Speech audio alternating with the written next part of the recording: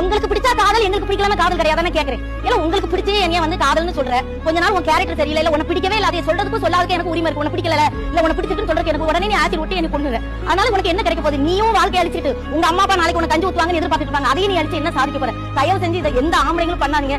பிடிக்கலையா எவனைய பிடிக்கலையாமா பாய்மா போயிட்டு வரேன்னு சொல்லிட்டு போயிட்டே உன் வாழ்க்கையும் நல்லா இருக்கும், அவன் வாழ்க்கையும் நல்லா இருக்கும். எப்போ ஒரு பொம்பளை வந்து டக்கு டக்குன்னு மனசு மாத்துறாலோ அவ வந்து குடும்ப வாழ்க்கைக்கு லாக்கி இல்ல, நானே சொல்றேன். அப்ப அப்படி பொண்ணு உன்னை விட்டு போனா போயிட்டு போறேன்னு விட்டுட்டு அவளுக்காக ஏன் உன் வாழ்க்கையை சொல்ல தொலைக்கிற? போதும், எல்லாமே போதும். எங்களுக்கு சின்ன வயசுல இருந்தே எப்படி பெத்தவங்க ட்ரைனிங் கொடுக்குறாங்க தெரியுமா?